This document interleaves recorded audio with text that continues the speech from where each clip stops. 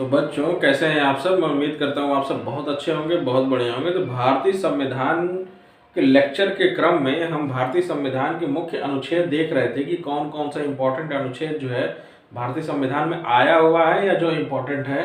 तो इस कड़ी में यह उसकी भाग 5 है इस श्रृंखला में। और आज पार्ट 5 जो है खत्म होने के बाद जो है ये लेक्चर पूरी तरह से खत्म हो जाएगा। उसके बाद भारतीय संविधान का हम विकास देखेंगे कि संवैधानिक विकास की यात्रा कहाँ से शुरू होती है और कहाँ तक आती है। जब तक वह बन के तैयार नहीं होता है इस पूरी यात्रा को हम देखेंगे। तो आइए ये अंतिम कड़ी है, इसको आज देख लेते हैं। इसके बाद ये लेक्चर यहीं समाप्त हो जाता है। तो इस लेक्चर को शुरू करने से पहले तुरंत आप सब्सक्राइब कर लीजिए ताकि ऐसे ही इंपॉर्टेंट लेक्चर आपको बार बार मिलता रहे, ताकि आपके एग्जाम की तैयारी जो है बहुत अच्छे से होती रहे। तो चलिए लेक्चर को स्टार्ट करते हैं।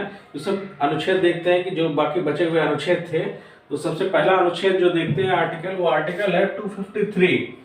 253 आर्टिकल क्या कहता है कि अंतर्राष्ट्रीय करारों को प्रभावी करने के लिए विधान, यानी अंतर्राष्ट्रीय करारों को प्रभावी करने के लिए जो विधान दिया गया है वह अनुच्छेद 253 में दिया गया है।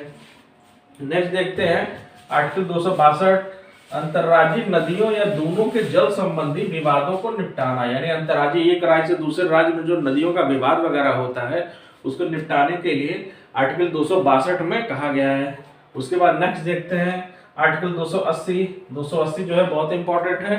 ये जो है वित्त आयोग की बात करता है। आर्टिकल 280 वित्त आयोग की बात करता है। उसके बाद आर्टिकल 312 अखिल भारतीय सेवाएं, जो भी अखिल भारतीय सेवाएं हैं यानी IAS IPS की जो नौकरियां वगैरह है उसकी बात जो है आर्टिकल 212 में कही गई है।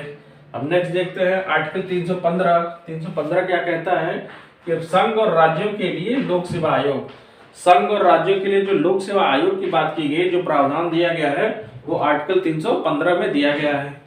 अब नेक्स्ट देखते हैं आर्टिकल 324। 324 क्या कहता है कि निर्वाचनों के लिए अध्यक्षण, निदेशन और नियंत्रण का निर्वाचन आयोग में निहित होना, यानी निर्वाचन आयोग यानी इलेक्शन कमीशन में ये सारी चीजों का निहित होना आर्टिकल 324 में कहा गया है।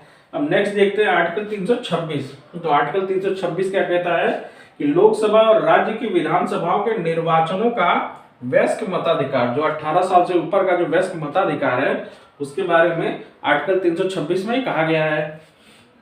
अब नेक्स्ट देखा जाए, नेक्स्ट जो है आर्टिकल 330। तो 330 में क्या कहता है कि लोकसभा में SC STs के लिए स्थानों का आरक्षण, यानी लोकसभा में SC STs का जो स्थान रिजर्व किया गया है उसके बारे में बात जो है आर्टिकल 330 में कहा गया है। अब नेक्स्ट देखते हैं आर्टिकल 332। तो आर्टिकल 332 जो है राज्यों की विधानसभाओं में SC STs के आरक्षण की बात किया गया है, यानी 330 लोकसभा और 332 जो है राज्यों की विधानसभाओं में SC STs के आरक्षण की बात कहा गया है। अब आर्टिकल 338 देखा जाए, राष्ट्रीय अनुसूचित जाति आयोग, यानी राष्ट्रीय अनुसूचित जाति आयोग के बारे में आर्टिकल 338 में कहा गया है। अब नेक्स्ट देखा जाए आर्टिकल 348, यानी 348 में क्या कहा गया है, उच्चतम न्यायालय और उच्च न्यायालयों में और अधिनियमों आदि के विधेयक के लिए प्रयोग की जाने वाली भाषा, यानी हमारे हाई कोर्ट और सुप्रीम कोर्ट में प्रयोग की जाने वाली भाषा के बारे में हमें जानकारी आर्टिकल 348 में दिया गया है। अब नेक्स्ट देखते हैं आर्टिकल 351। 351 जो है वो क्या कहता है, हिंदी भाषा के विकास के लिए निर्देश, यानी हिंदी भाषा के विकास के लिए निर्देश की बात आर्टिकल 351 में कहा गया है। अब नेक्स्ट देख लेते हैं जो कि बहुत इंपॉर्टेंट है, ये अक्सर एग्जाम में पूछता है और आता ही आता है। यह आर्टिकल 352। 352 क्या कहता है, आपात की उद्घोषणा, यानी देश में जो इमरजेंसी वगैरह लगती है उसकी घोषणा की बात करता है 352 में। तो किस किस तहत लगती है कि कभी बाह्य आक्रमण हो जाए और आंतरिक अशांति हो जाए, कोई बाहर से आक्रमण हो जाए या इंडिया किसी पे आक्रमण कर देता है तो 352 लग जाता है। आंतरिक अशांति, कहीं अंदर माहौल खराब हो जाए और अशांति हो जाए तो 352 को लगा दिया जाता है। 356, राज्यों में संवैधानिक तंत्र के विफल हो जाने की दशा में किसी भी स्टेट में अगर वहाँ का लॉ एंड ऑर्डर कॉन्स्टिट्यूशन के अकॉर्डिंग अगर नहीं चलता है तो आर्टिकल 356 के तहत जो है वहाँ इमरजेंसी जो है लगा दिया जाता है।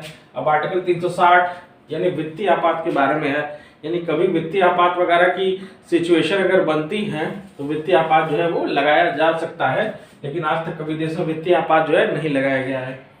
अब आर्टिकल 368 संविधान का संशोधन करने की संसद की शक्ति, यानी संविधान में क्या क्या संशोधन अमेंडमेंट वगैरह करना है ये संसद की शक्ति के बारे में बताता है आर्टिकल 368। अब नेक्स्ट देखते हैं आर्टिकल 370 जो जम्मू कश्मीर राज्य के संबंध में ये अस्थाई, ठीक है, जम्मू कश्मीर राज्य के संबंध में एक अस्थाई उपबंध था जो कि अब जो है इसको समाप्त कर दिया गया है। उसके बाद आर्टिकल 371 महाराष्ट्र गुजरात के संबंध में विशेष उपबंध, आर्टिकल 371 का नागालैंड के संबंध में विशेष उपबंध और आर्टिकल 371 ख जो कि असम राज्य के संबंध में विशेष उपबंध की बात करता है। तो बच्चों इसी के साथ ये वीडियो यही समाप्त होता है। तो वीडियो को लाइक करें, शेयर करें, सब्सक्राइब करें और ये आर्टिकल वाली लेक्चर यही समाप्त होती है। अब भारत का संवैधानिक इतिहास हम पढ़ेंगे नेक्स्ट लेक्चर में।